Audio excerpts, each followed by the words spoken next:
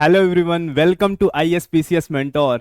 I am Brijesh. Again, warm welcome to The Hindu Daily News Analysis. और आप अच्छे होंगे, बढ़िया होंगे और अपनी प्रिपरेशन में अपनी जोर से लगे होंगे और इसी में आपकी हेल्प करने के लिए करंट अफेयर पार्ट में आपको न्यू डेवलपमेंट से एक होलिस्टिक अप्रोच से आपको जो न्यूज़ है उसको कवर कराने के लिए मैं डेली आता हूं और आज भी आया हूं। तो आज देख लेते हैं कि आज की जो इम्पोर्टेंट न्यूज़ है उसको देख लेते हैं, आज का इंपॉर्टेंट डेवलपमेंट देखते हैं। तो जो आज की पहली न्यूज़ हो जाती है, वित्त मंत्री ने व्यक्तिगत आयकर स्लैब में संशोधन किया। मींस जो इनकम टैक्स स्लैब है उसमें चेंजेस हुए। आपको पता ही है कि अभी कल हमने बात भी किया था कल के डिस्कशन में कि हमारा अभी क्या आया है, कल बजट आया है और जो एक जनरल बजट, एनुअल बजट है, फुल बजट, उसमें हमारे टैक्सेशन के रिलेटेड प्रोविजन में चेंज हुए हैं, हम उस पर बात करेंगे। और नेक्स्ट हमारा हो जाता है डिस्कशन जो आईबीसी को बढ़ावा देने के लिए तकनीकी प्लेटफॉर्म और अधिक एनसीएलटी का प्रस्ताव रखा गया है। जो इंसॉल्वेंसी एंड बैंक्रप्सी कोड है उसमें हमने क्या इंप्रूवमेंट और ज्यादा उसमें तेजी लाने के लिए एक हमने क्या किया है, एक हमने यहाँ पे प्लेटफॉर्म डेवलप किया है, उस पर डिटेल डिस्कशन करेंगे वो हम कैसे हेल्प करेगा आगे। और नेक्स्ट आ जाता है जो तीसरी है, नौकरी सृजन में सहायता के लिए 5 नई योजना है। मींस एम्प्लॉयमेंट जनरेशन के लिए 5 न्यू स्कीम आई है, उसके भी हम उसके भी बारे में डिस्कस करेंगे। नेक्स्ट हो जाता है जो हमारा अंतरिक्ष प्रौद्योगिकी है उसमें स्टार्टअप को बढ़ाने के लिए 1000 करोड़ रुपए का उद्यम पूंजी कोष स्थापित किया जाएगा। इसके क्या आउटकम होंगे इसके में भी ध्यान देंगे। नेक्स्ट हमारा जो आ जाता है, एक आदिवासी उत्थान के लिए न्यू स्कीम लॉन्च की गई है, उसके बारे में भी बात करेंगे। और नेक्स्ट जो आज का एडिटोरियल होगा वो राजकोषीय स्थिरता, विकास, निरंतरता का संदेश, इस पे बात करेंगे हम। तो इस तरीके से हमारी आज की टॉपिक हुई और बिना देरी किए हुए हम आज के पहले टॉपिक पे आते हैं। तो हमारा पहले टॉपिक हो जाती है कि finance minister revise the personal income tax slabs. तो इसमें क्या हुआ, जो टैक्स स्लैब होती है उसमें जो रिवाइज्ड हुआ है, तो सबसे पहले हम देखेंगे रिवाइज्ड हुआ है तो उसमें रिवाइज्ड के लिए हम देखेंगे कि उसमें रिवाइज्ड में क्या रिवीजन हुआ है, पहले क्या प्रोविजन था उसको देखते हैं। तो उसको देखने के लिए हम चलते हैं, एक ऐड कर लेते हैं कि अभी हमारा जो रिवाइज हुआ है उसके बारे में। तो सबसे पहले हम ये रिवाइज को देख लेते हैं, ये क्या है, अब रिवाइज होके आया था। तो सबसे पहले कोई चीज हम बात कर रहे हैं कि रिवाइज हुआ था, तो रिवाइज हमको पहले जानने की आवश्यकता होगी ना कि पहले क्या था। जब तक हम पहले की चीजों को नहीं जानेंगे, पहले से अवगत नहीं होंगे, तो न्यू चेंजेस के बारे में कैसे जान सकते हैं। तो जो पहला क्या था, जो अप टू 3 लाख था, नील था, फिर यहाँ 3 से 7 लाख है, इस पे क्या हुआ है। अब इसके अगर हम प्रीवियस की बात करें, इसके प्रीवियस में क्या था, इसके प्रीवियस में यहाँ पे जो 3 से 7 था, यहाँ पे क्या था 3 से 6 था, तो 1 लाख रुपए और बढ़ा दिया गया है। मींस अप लिमिट को 3 से 6 लाख तक में जो था ये रेट को 5% ही रखा गया है। बट यहां पे 3 से 6 की जगह अब पहले क्या था, 3 से 6 लाख था, अब 3 से 7 लाख हो गया है। तो पहली चीज क्या चेंजेस आए, 3 से 6 की जगह 3 से 7 लाख हो गए। तो पहली चीज ये आ गया। नेक्स्ट 7 से 10 लाख तक का 10% है, नेक्स्ट 10 से 15 लाख तक का 15% और 12 से 15 लाख तक का 20% और 15 लाख से प्लस जो है फर्दर 30% का हमारा क्या होगा, ये टैक्स स्लैब की रेट हो गई है। अब इसमें जो चेंजेस हुए हैं उसका क्या बेनिफिट होगा और वो कैसे हेल्प करेगा, तो हम देखते हैं। तो पहली चीज जो चेंजेस पे बात कर लेते हैं, तो चेंजेस हुए क्या है। तो पहली चीज हम देखते हैं कि जो 3 से 6 था, 3 से 6 लाख था, अब वो बढ़ के क्या हो गया, 3 से 7 लाख हो गया। ठीक है। और दूसरी चीज क्या होता है यहां पे, दूसरा चीज के क्या बदलाव हुआ है, इससे जो हमारा अभी टैक्स का डिडक्शन था, एनपीएस में जो डिडक्शन होता था वो कहां तक कितना होता था, अप टू 50 लाख होता था। इस पे हम बात कर लेते हैं। जो डिडक्शन का था हमारा, डिडक्शन कितना था, पहले 50,000 था, 50,000 था। अब इस डिडक्शन की अमाउंट को बढ़ा के कितना कर दिया गया है, 75,000 कर दिया गया है, 75,000 कर दिया गया है। अब मींस इस 75,000 के लिए जैसे होता है, जैसे डिडक्शन के लिए हमें क्या दिखाना पड़ता, हमको कुछ स्कीम दिखाना पड़ता, लाइक इंश्योरेंस और दिखाना पड़ता है ना। बट ये जो 75,000 तक का डिडक्शन के लिए मुझे कुछ दिखाने की जरूरत नहीं है। तो मींस यहां पे एक बहुत बड़ा बेनिफिट मिलने जा रहा है। और फाइनेंस मिनिस्टर का कहना है, फाइनेंस मिनिस्टर का क्या कहना है इसमें, कि जो ये न्यू बदलाव हुए हैं, जो टैक्स स्लैब में चेंज हुए हैं, जो टैक्स स्लैब में चेंज हुए हैं, इस टैक्स स्लैब से अप्रॉक्स 17,500 रुपए की एक्सेस बचत होगी। एक्सेस क्या होगी, बचत होगी। अब जैसे बात कर रहे हैं, जब जिनकी इनकम 15 लाख रुपए तक है, 15 लाख रुपए तक जिनकी इनकम है, उनसे अब क्या 17,500 रुपए तक की क्या होगी, इसमें बचत होगी। और बात करते हैं इस बचत, अगर बचत होगी तो इनकी एक तरह से क्या हो रही, सेविंग हो रही ना। सेविंग से हम क्या करते हैं फर्दर, वो सेविंग क्या होगी, सेविंग इन्वेस्टमेंट के लिए होगी। इन्वेस्टमेंट होगी, और इन्वेस्टमेंट से आगे क्या होगा, इन्वेस्टमेंट से आगे क्या होगा, प्रोडक्शन लेवल बढ़ेगा, प्रोडक्शन लेवल बढ़ेगा, और इस प्रोडक्शन के बढ़ने से फर्दर इकोनॉमी को ये क्या करेगी, बूस्ट करेगी। तो इस तरीके से हम देखते हैं जो न्यू चेंजेस हुए हैं, उन न्यू चेंजेस में देखते हैं। हाँ, इस न्यू चेंजेस में यहां पे बात की जा रही है कि 17,500 रुपए तक की बचत होगी, जिससे डिस्पोजेबल आय की वृद्धि होगी। जैसे किसी भी, जैसे एक होगी डिस्पोजेबल इनकम जो कि टैक्स डिडक्शन की बात की इनकम होती है, उसमें 17,500 रुपए तक की बचत होगी। ठीक है, और वित्त मंत्री ने भी प्रस्ताव दिया कि 20 लाख रुपए तक की चल संपत्ति की रिपोर्ट ना करने पर जुर्माना नहीं लगेगा, जिससे क्या होगा, एसओपी और सामाजिक सुरक्षा जो योजनाएं हैं विदेशी संपत्ति वाले भारतीय पेशेवरों के सामने आने वाली समस्याओं की समाधान होगा। तो मेजर हम क्या देखते हैं, जो टैक्स स्लैब में चेंजेस हुआ उसकी दो बातें यहां पे हमको हो, जो पहले 3 से 6 लाख था उसको 3 से 7 लाख कर दिया गया है, पहला चेंजेस। दूसरा, डिडक्शन के अमाउंट जो अप टू 50,000 था, अब तक कितना था, 50,000 था, उसको अब कितना कर दिया गया, 75,000 कर दिया गया है। और जो फाइनेंस मिनिस्टर का कहना है, इससे 17,500 रुपए की क्या होगी, बचत होगी। जो डिस्पोजेबल इनकम में जो हम प्रदर्शित करते हैं इनकम, उसमें 17,500 रुपए तक की बचत होगी।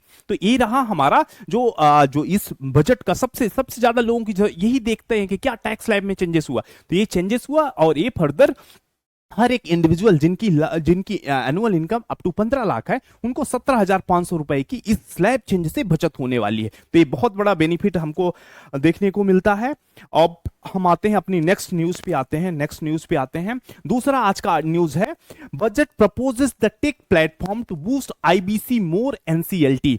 अब हम ये बात करते हैं कि एक्चुअली ये है किस पे, तो ये दिवाला एवं दिवालिया संहिता जो आईबीसी है, इंसॉल्वेंसी एंड बैंकरप्सी कोड है, उसमें और चीजें बदलाव लाने के लिए हमने क्या किया है, यहां पे आईबीसी को बूस्ट करने के लिए हमने क्या किया है, मोर एनसीएलटी की बात किया, और ज्यादा एनसीएलटी, और क्या होगी यहां पे, एनसीएलटी की बात किया है। ठीक है, तो यहाँ पे हम कलर चेंज कर लेते हैं, ठीक है। अब हम इसको पहले हम आपको डिटेल में बता देते हैं कि इस एनसीएलटी और आईबीसी का क्या है। पहले हम प्रोविजन जान लेते हैं, बेसिक्स समझ लेते हैं कि कैसे बूस्ट करेगा, उसके बाद इस आर्टिकल पे आते हैं। तो सबसे पहली चीज हम देखते हैं कि ये है क्या, हम बात कर रहे हैं आईबीसी की। IBC insolvency and bankruptcy code क्या है, insolvency and bankruptcy code, bankruptcy code है। ये सबसे पहले कब आया था, तो ये 2016 में, जो आईबीसी है ये 2016 में आया था। अगर हिस्ट्री की बात करें हम इसकी, तो एक्चुअली ये 2013 के दौर पे बात होने लगी। जब ये किस लिए आया था, ये 2013 की दौर से बात होने लगी, फिर 2016 में आया था ये। अब बात कर लेते हैं, सबसे पहले हमको जानना जरूरी है ना, हमको जानना जरूरी है कि ये आईबीसी का रोल क्या होता है, क्या है आईबीसी, इंसॉल्वेंसी बैंकरप्सी कोड क्या है। तो सबसे पहले हमको इंसॉल्वेंसी को समझना होगा ना, कि सबसे पहले हमको समझना होगा कि इंसॉल्वेंसी है क्या, इंसॉल्वेंसी है क्या। इसमें जैसे जब हम कोड को समझते हैं तो 3 चीजों को हमको समझना होगा। एक तो हो गया इंसॉल्वेंसी, और दूसरा क्या होता है इंसॉल्वेंसी, और दूसरा इंसॉल्वेंसी हो गया, लिक्विडेशन हो गया, क्योंकि यहां पे जब हम पढ़ेंगे तो देखेंगे। तो इंसॉल्वेंसी और लिक्विडेशन, और एक चीज और यहां पे बैंकरप्सी, इसकी भी बात कर देते हैं, बैंकरप्सी। हाँ, ये मतलब ये दिवालियापन से है। तो पहली चीज इंसॉल्वेंसी क्या होता है, सबसे पहले हमको ये पता होना चाहिए कि इंसॉल्वेंसी होता क्या है। तो इंसॉल्वेंसी क्या होता है, जब कोई, जैसे आप एक डेटर है, any debtor who unable to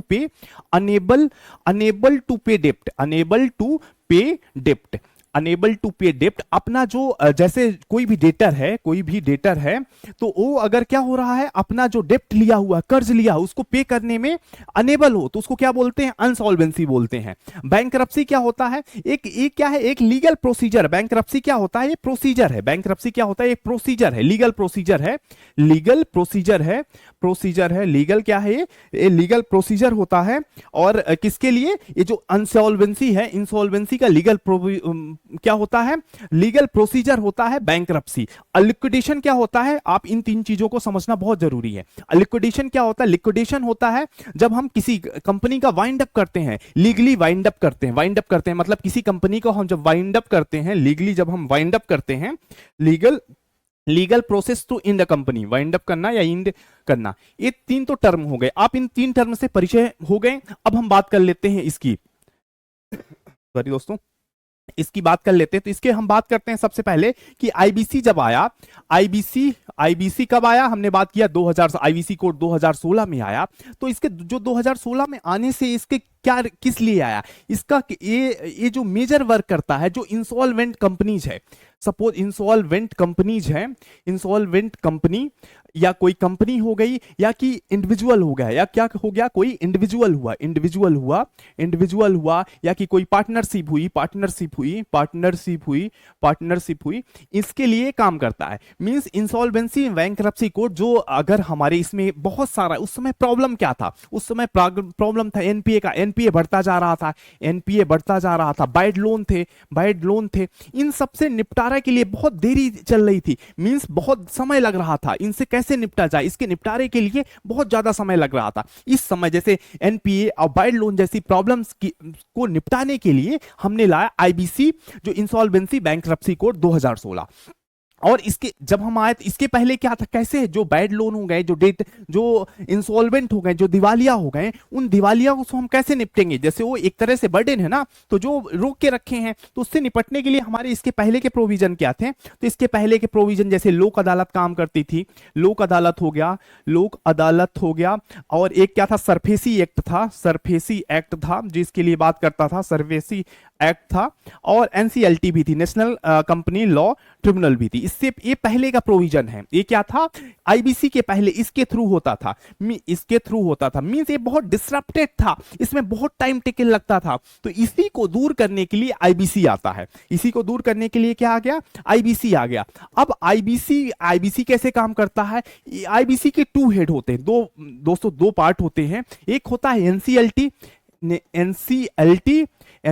और दूसरा क्या है, डीआरटी। एनसीएलटी क्या है, company law tribunal, company law tribunal, company national company law tribunal, ये क्या हो गया, एनसीएलटी हो गया। डीआरटी क्या है दोस्तों, डीआरटी को भी जाना, डेप्ट रिकवरी ट्रिब्यूनल, डेप्ट रिकवरी, ये क्या है, ट्रिब्यूनल, डेप्ट रिकवरी ट्रिब्यूनल है। अब इसके काम क्या, जो एनसीएलटी है दोस्तों, एनसीएलटी किसका काम करता है, एनसीएलटी क्या है, जैसे कोई कंपनी इंसॉल्वेंट होती, इन केस ऑफ कंपनी, एक कंपनी के केस में काम करता है, जो कोई कंपनी हो या कि लिमिटेड एंटिटीज हो, कोई लिमिटेड एंटिटीज हो, इसके लिए एनसीएलटी काम करता है। डेप्ट रिकवरी ट्रिब्यूनल किसके लिए काम करता है, कोई इंडिविजुअल हो रहा हो, अगर कोई इंडिविजुअल बैंकरप्ट हो, इंडिविजुअल या कि पार्टनरशिप कंपनी के लिए, या किसके लिए, पार्टनरशिप के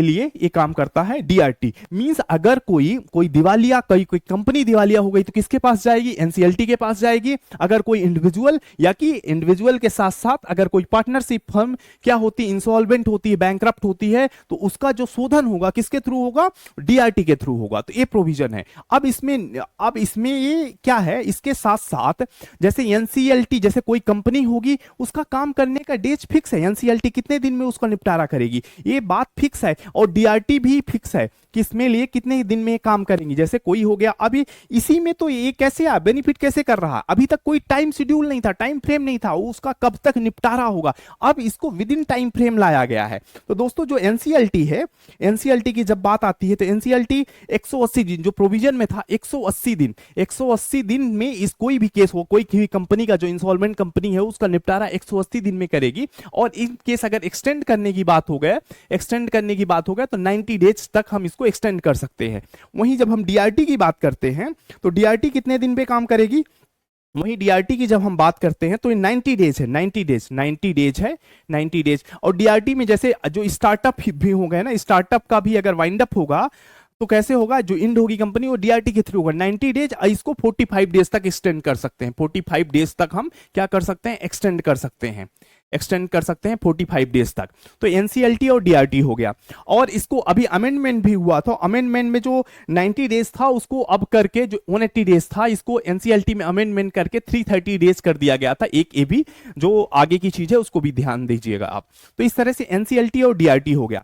अब बात आती है, और ये काम करता कैसे करता, एनसीएलटी डीआरटी ये दो ऑर्गेनाइजेशन होते हैं, और इसको रेगुलेशन के लिए, इसके रेगुलेशन के लिए एक बॉडी होती है क्या, सॉरी, इसके रेगुलेशन के लिए कौन सी बॉडी काम करती है? तो इसके लिए insolvency and bankruptcy board, insolvency and bankruptcy board, bankruptcy board काम करता है, जो कि इसके लिए क्या होती है? एक अपेक्स बॉडी होती है। क्या है? एक अपेक्स बॉडी होगी। इसमें 10 मेंबर होते हैं। इसमें क्या होते हैं दोस्तों? इसमें 10 मेंबर होते हैं और ये डिफरेंट सेक्टर से आते हैं, लाइक मिनिस्ट्री ऑफ फाइनेंस से आते हैं, आरबीआई के मेंबर होते हैं और ये इंडिपेंडेंट मेंबर होते हैं। जो 10 मेंबर होते हैं ये कैसे होते हैं? इंडिपेंडेंट होते हैं, इंडिपेंडेंट मेंबर होते हैं। तो ये तो बात हो गई हमारी एनसीएलटी और डीआरटी की। अब हम न्यूज पे आते हैं। अब आपको समझ में आएगा कि ये पर्सपेक्टिव क्या है। अब एनसीएलटी और डीआरटी तो काम कर रही है, एनसीएलटी और डीआरटी ये दोनों किसके पार्ट हैं?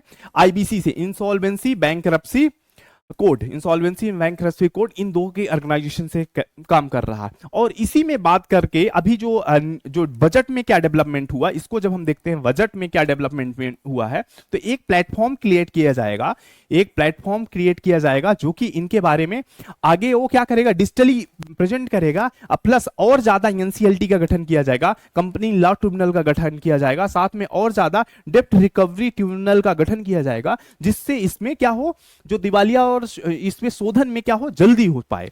तो इसके लिए ये न्यूज थी। आपको समझ में आया होगा कि इसमें बात की जा रही है कि आईबीसी के तहत एक डिजिटल प्लेटफॉर्म आया है, डिजिटल प्लेटफॉर्म आया है।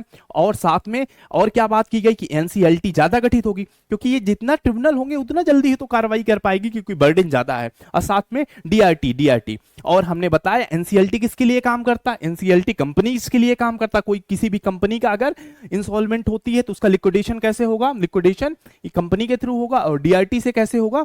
डीआरटी में जो इंडिविजुअल होते हैं, इंडिविजुअल या पार्टनरशिप फर्म होते हैं, वो डीआरटी के थ्रू करते हैं। तो ये हुई बात। अब हम बात करते हैं कि आईबीसी आने से क्या बदलाव हुए, क्या महत्वपूर्ण बदलाव हुए आईबीसी के आने से। तो दोस्तों जहां पे पहले रिकवरी जो था, जहां 23% था, पहले की जो 23% था, आफ्टर इसकी हम सक्सेस की बात करते हैं, आईबीसी की इंसॉल्वेंसी एंड बैंकरप्सी कोड आने से इसका जो रिकवरी हो गया वो कितना? 43% हो गया दोस्तों, 43% रिकवरी हो गया। एक तरह से एक सफलता का मेजर देखते हैं कैसे ये रिकवरी के प्रोसीजर में कैसे ये क्या किया? हेल्प किया। तो ये हो गया मेजर न्यूज। और कुछ अगर होता है तो उसको हम देख लेते हैं और देख लेते हैं यहाँ पे क्या है। यहाँ पे यही बात की जा रही है। यहाँ पे और ज्यादा क्या लाया जाएगा? यहाँ पे एक टेक प्लेटफॉर्म होगा जिसकी हमने बात किया। क्या होगा? टेक प्लेटफॉर्म होगा, टेक प्लेटफॉर्म होगा। और साथ में क्या होगा? और ज्यादा आईबीसी का, और ज्यादा हमें एनसीएलटी का गठन होगा। यही बात है इसमें, मुख्य रूप से यही बात है। और साथ में ये जो हमारा बजट का प्रोविजन यहाँ पे मेंशन है। तो ये हमारी दूसरी न्यूज हो जाती है। अब आगे देखते हैं आज की जो तीसरी मुख्य न्यूज कौन सी होती है। आज की तीसरा जो डेवलपमेंट है ये हो गया, ये रहा प्रीलिम्स 2017 का क्वेश्चन जिसको आप अटेम्प्ट करिएगा। नेक्स्ट हम बात करते हैं। नेक्स्ट हो गया 5 new scheme to aid job creation. हाँ, अब आप देख ही रहे हैं कि इस समय लगातार कंटिन्यू हम 2-3 दिन से डिस्कशन कर रहे हैं कि इस समय जो जॉब क्रिएशन जो होता है, अनएम्प्लॉयमेंट एक मेजर इशू है। इसी अनएम्प्लॉयमेंट को टैकल करने के लिए, न्यू जॉब क्रिएशन करने के लिए 5 न्यू स्कीम इसमें आई है। तो हम पहले देख लेते हैं एक बार डिटेल से उन जो न्यू स्कीम है उसके बारे में देख लेते हैं। उसके बाद हम इसको देखेंगे। तो बात कर लेते हैं न्यू स्कीम के बारे में। इसको पहले हम ऐड करके जो न्यू स्कीम है, हमने बात किया कि बजट में इस बार 5 न्यू स्कीम आई। किसकी बात कर रहे हैं? 5 न्यू स्कीम आई है। स्कीम आई किससे रिलेटेड? एम्प्लॉयमेंट जनरेशन से रिलेटेड। एम्प्लॉयमेंट क्या करना है मुझे? एम्प्लॉयमेंट के जनरेशन करना है। जनरेशन करने के लिए 3 न्यू स्कीम आई है। ठीक है, तो स्टार्ट करते हैं हम पहली स्कीम से बात करते हैं। तो जो पहली स्कीम क्या है? इसको एक स्कीम का नाम दिया है ELI, एम्प्लॉयमेंट लिंक्ड इंसेंटिव। जैसे हमने आप पहले पढ़ा था PLI, प्रोडक्शन लिंक इंसेंटिव। इसी तरीके से एम्प्लॉयमेंट लिंक्ड इंसेंटिव ये क्या है? एम्प्लॉयमेंट को बढ़ाने के लिए एक तरह से एज ए इंसेंटिव का काम कर रहा था। एम्प्लॉयमेंट लिंक्ड इंसेंटिव है ELI। अब ELI के प्रोविजन क्या है, कैसे ये हमारा न्यू जॉब क्रिएशन में हेल्प करेगा, तो इसको देखने के लिए इसमें कहा गया है, ELI में कहा गया है कि अगर पहली बार कोई पंजीकृत जैसे कोई भी पहली बार अगर पंजीकृत होते, फर्स्ट टाइम एम्प्लॉयमेंट होता है, अगर हम इसको डिटेल से बात करें और तो अगर कोई फर्स्ट टाइम पहली बार अगर कोई पंजीकृत होता है, कोई न्यू एम्प्लॉयमेंट के लिए पंजीकृत होता है, एम्प्लॉयमेंट के लिए पंजीकृत होता है, तो उसका 1 माह का वेतन फर्स्ट टाइम एम्प्लॉयमेंट के लिए पंजीकृत होता है। कहां पे ये एम्प्लॉयमेंट में कहां पंजीकृत होंगे? तो ईपीएफओ में होंगे, एम्प्लॉय प्रोविडेंट फंड में होंगे, ईपीएफओ में होंगे। तो उसकी जो फर्स्ट मंथ की सैलरी है, फर्स्ट मंथ की जो सैलरी होगी फर्स्ट मंथ की सैलरी, उसको 3 किस्तों में दिया जाएगा। 3 किस्तों में अप टू 15,000, 3 किस्तों में अप टू कितना अप टू 15,000 रुपए दिया जाएगा। तो पहली स्कीम क्या है? Employment link incentive. कोई अगर पहली बार ईपीएफओ में रजिस्टर्ड हो रहा है, तो उसकी जो पहली मंथ की सैलरी होगी उसको गवर्नमेंट 3 किस्तों में क्या करेगी? 3 किस्तों में देगी उसको। 3 किस्तों में कितना मैक्सिमम में कितना हो जाएगा? 15,000। ये क्या है? मैक्सिमम अमाउंट है। तो ये पहली स्कीम हो गई। तो पहला क्या है कि अगर कोई फर्स्ट टाइम अगर एम्प्लॉयमेंट के लिए रजिस्टर्ड हो रहा है, ईपीएफओ में रजिस्टर्ड हो रहा है, तो उसकी पहली मंथ की सैलरी 3 किस्तों में कितना हो सकती है? मैक्सिमम 15,000 रुपए उसको दी जाएगी। तो एक पहली स्कीम तो ये हो गई। अब हम दूसरी स्कीम की बात करते हैं। अब हम दूसरी स्कीम की बात कर लेते हैं। तो दूसरी स्कीम में क्या आ जाता है? रोजगार के जैसे कोई भी एम्प्लॉयमेंट होता है, एम्प्लॉयमेंट कोई भी होता है, तो उसको एम्प्लॉयमेंट के 4 वर्षों तक, कितना? 4 वर्षों तक क्या दिया जाएगा? 4 वर्षों तक जो ईपीएफओ का कंट्रीब्यूशन होता है, ईपीएफओ में एम्प्लॉयमेंट प्रोविडेंट फंड ऑर्गेनाइजेशन, इसमें जो सबको कंट्रीब्यूशन करना पड़ता है, किसको? एम्प्लॉय को भी। इसमें एम्प्लॉय भी करता है कंट्रीब्यूशन, एम्प्लॉय का भी शेयर होता है और एम्प्लॉयर भी होता है। मतलब जो रोजगार पाने वाला, साथ में नियोक्ता, एम्प्लॉयर का क्या हो गया? नियोक्ता हो गया। तो दोनों क्या करते हैं? कंट्रीब्यूशन करते हैं। तो ये गवर्नमेंट यहाँ पे दोनों का कंट्रीब्यूशन करेगी, दोनों के लिए कंट्रीब्यूशन करेगी, और दोनों के लिए जो भी इसमें एम्प्लॉयमेंट में होगा वो डायरेक्ट बेनिफिट देगी उनको, डायरेक्ट बेनिफिट ट्रांसफर। दोनों का शेयर गवर्नमेंट क्या करेगी? उसमें डिपॉजिट करेगी, ईपीएफओ में डिपॉजिट करेगी। ये दूसरी स्कीम हो जाती है। अब हम तीसरी स्कीम के बारे में देखते हैं। तो तीसरी स्कीम क्या है? तीसरी स्कीम है ये एम्प्लॉयमेंट को और आगे बढ़ाने के लिए ये बात करती है। कोई भी एम्प्लॉयर मतलब कोई भी एम्प्लॉयर का मतलब नियोक्ता, अगर हिंदी में भी बात कर ले तो नियोक्ता, कोई भी नियोक्ता अगर किसी एक अतिरिक्त, सपोज करते हैं कि आपके ऑर्गेनाइजेशन में 10 लोग काम कर रहे हैं, तो जो 11वां आदमी आएगा, प्रत्येक एक अतिरिक्त मतलब प्रति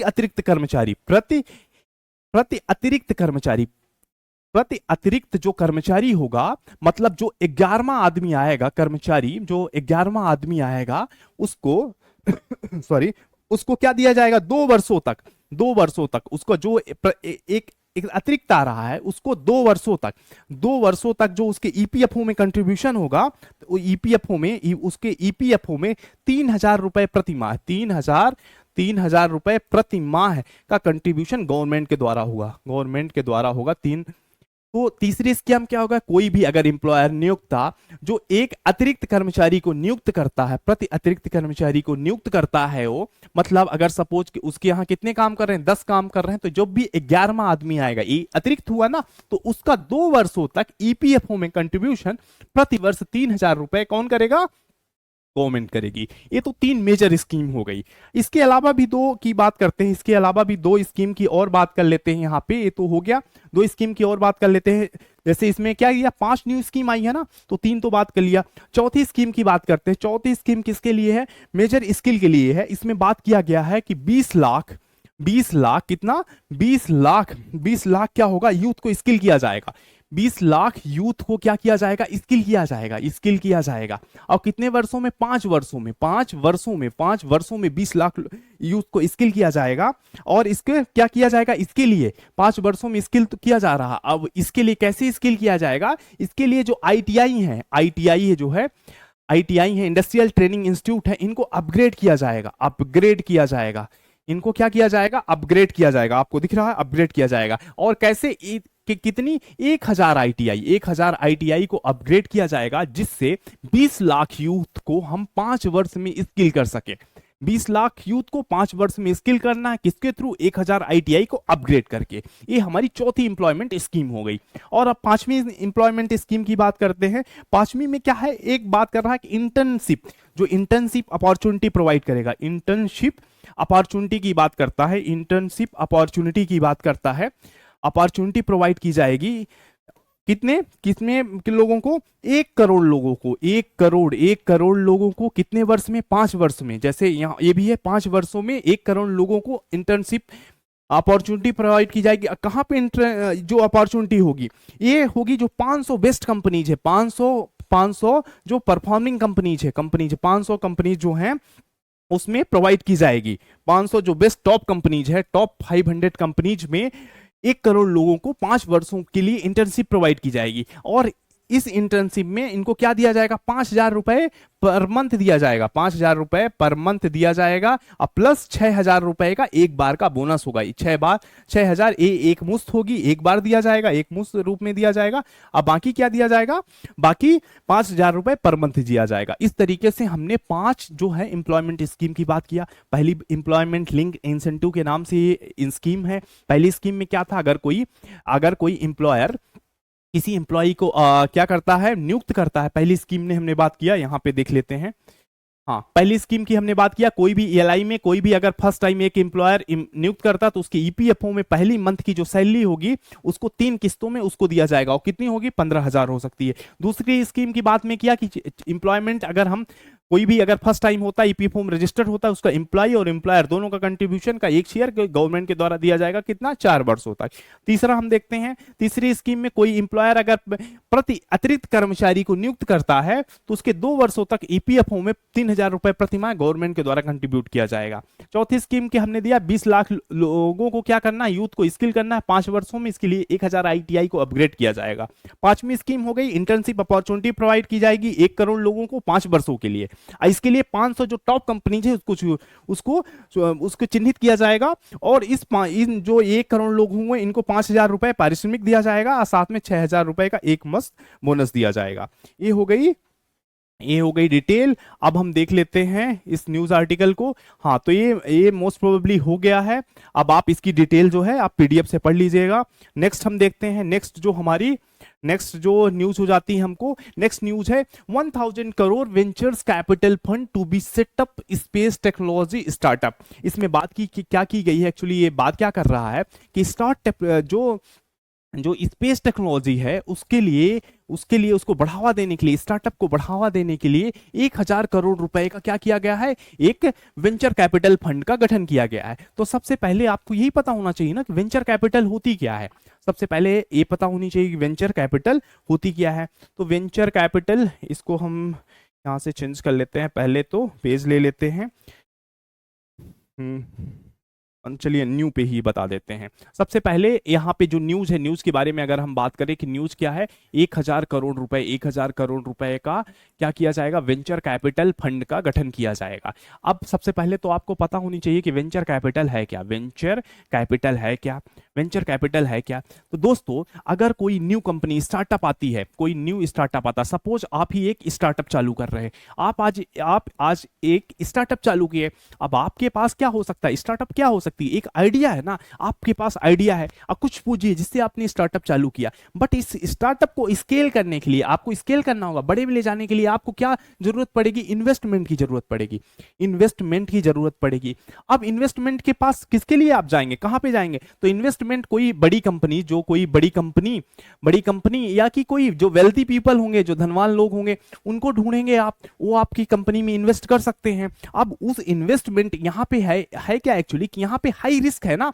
आप क्या एक आइडिया पे काम कर रहे हैं ना, ये जरूरी नहीं कि आइडिया ये फ्रूटफुल हो ही, ये सक्सेस हो ही, तो इसके लिए एक रिस्क है। अब इस रिस्क के में जो इनको पैसा लगाएगा, जो पैसा देगा, वो इनसे क्या लेगा? उसका शेयर लेगा और जो शेयर लेगा, और यही जो पैसा लगाते हैं, जो पैसा देंगे, इन्वेस्टमेंट जो करेंगे दोस्तों, इसी को क्या कहा जाएगा? उनको वेंचर कैपिटलिस्टिक कहा जाएगा। और जो ये इन्वेस्टमेंट आ रहा है उसको वेंचर कैपिटल कहा जाएगा। ये क्या होगा? इससे स्टार्टअप के लिए एक तरह से पूंजी एकत्रित करने का एक साधन हो गया। तो पहली चीज 1,000 करोड़ का वेंचर कैपिटल फंड गठन करने की बात की गई है इसमें। अब इसके लिए विरोध भी हो रहा है कि जो वर्ल्ड लेवल पे अगर हम कंपैरिजन करें करें तो इस न्यूज में क्या है कि ये यहाँ पे क्रिटिसिज्म भी है कि ये काफी नहीं है, क्रिटिसिज्म भी है, काफी नहीं है कि इससे क्या हो सकता है, जो स्पेस सेक्टर है, स्पेस में स्टार्टअप के लिए ये उचित नहीं है, स्टार्टअप के लिए इतना उपयुक्त नहीं होगा। इससे क्या होगा, जो गवर्नमेंट का कहना है कि इससे हम इस नए स्टार्टअप को एक तरह से वेंचर कैपिटल होगा, मतलब आप स्पेस सेक्टर में एक स्टार्टअप लाना चाहते हैं तो इसके लिए गवर्नमेंट 1000 करोड़ रुपए का वेंचर कैपिटल देने के लिए तैयार है। बट 1000 करोड़ क्या है, सफिशिएंट नहीं है। तो इसकी बात की जा रही है कि 1000 करोड़ रुपए में इसमें प्राइवेट को भी यहां पे शामिल किया जाए। जब तक प्राइवेट का कंट्रीब्यूशन नहीं होगा तब तक 1000 करोड़ में ये कोई स्टार्टअप नहीं हो सकता है। अगर हम यहीं पे वर्ल्ड लेवल पे हमने बात किया कि जो यहाँ पे मोस्टली जो कंपनी है 5000 करोड़ की है, 5000 करोड़ की एक कंपनी होती है, तो इसको कहां से हम 1000, जो गवर्नमेंट का है, जो बजट में प्रपोजल है 1000 में हम कहां से, ये जो एक कंपनी का है 5000 करोड़, यहां पे हम कई स्टार्टअप खड़े करने की बात करते हैं। तो एक यहां पे गवर्नमेंट का इस बजट में एक और इनिशिएटिव यहां पे आता है। तो गवर्नमेंट एक कहती है कि इस बार हमने क्या किया है, एंजल टैक्स को भी हमने खत्म कर दिया है। अब दोस्तों यहां पे बात आती है, आपको समझना होगा कि एंजल टैक्स है क्या।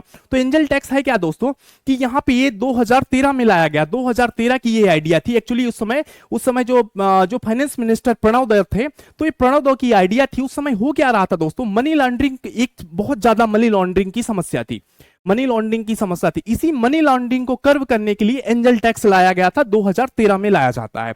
अब इसमें होता क्या है दोस्तों, कि जो इसमें है क्या, कि अगर कोई न्यू स्टार्टअप आता है, एंजल टैक्स है क्या एक्चुअली, न्यू स्टार्टअप आ रहा है और ये अपना शेयर मार्केट में ला रहा है, इस शेयर की एक मार्केट वैल्यू होती थी, इस शेयर की क्या होगी, एक मार्केट वैल्यू होगी। अब इस मार्केट वैल्यू से ज्यादा अगर किसी को उसकी शेयर क्या हो रहा है, हाइक हो रहा है, तो ये समझा जाता था कि कई ऐसे लोग हैं जो कि हायर शेयर में बेच कर रहे हैं, मतलब वो क्या है, वो मनी लॉन्ड्रिंग का पैसा है, वो इन्वेस्टमेंट कर रहे हैं पर्टिकुलर स्टार्टअप में। इससे हो क्या रहा था, इसी को कर्व करने के लिए कि मतलब जो मार्केट वैल्यू से अगर हायर अमाउंट में उसका शेयर जाता है तो उस हायर अमाउंट में 30% का गवर्नमेंट टैक्स लगाएगी। यही क्या था दोस्तों, एंजल टैक्स था। अब इससे समस्या क्या थी, क्यों बजट में इसको हटाया गया एंजल टैक्स को, तो इससे समस्या यह हो रही थी कि यहां पे जो आज न्यू स्टार्टअप हो गए हैं, तो उनको अगर फंड रेज करने में प्रॉब्लम हो रही थी, क्योंकि उनकी हो सकता है कि वो आइडिया बहुत अच्छी हो बट वो फंड रेज नहीं हो पा रहा था, इसीलिए इसको खत्म किया गया है। तो ये हो गया ये आज का आर्टिकल। अब आ जाते हैं हम अपने नेक्स्ट आर्टिकल पे आ जाते हैं। हाँ, नेक्स्ट आर्टिकल आज बात कर लेते हैं, एडिटोरियल। दोस्तों इसमें बात किया गया है स्टेबिलिटी और ग्रोथ की बात की गई है। तो इसमें ये बजट पे बात की गई कि एक बजट क्या कर रहा है, एक बैलेंस्ड व्यू दे रहा है, एक बैलेंस्ड व्यू है जिसमें मेजर फोकस किस में बात किया जा रहा है, एग्रीकल्चर सेक्टर पे बात किया गया है, एम्प्लॉयमेंट पे बात किया गया है और एम्प्लॉयमेंट जनरेशन पे बात किया गया है, एग्रीकल्चर पे बात किया गया है, और साथ में हमको क्या मिल रहा है, जो हमारा एक तरह से हम देख सकते हैं इंडस्ट्री को बूस्टअप के लिए विशेष है। बट इसी पे बात किया गया कि एक तरफ से बजट को बैलेंस करने की बात किया गया है, और इसका जो डिटेल्ड है इस पीडीएफ में है, तो आप इस पीडीएफ से कवर कर लीजिएगा। और आज के लिए बहुत बहुत धन्यवाद, थैंक यू सो मच।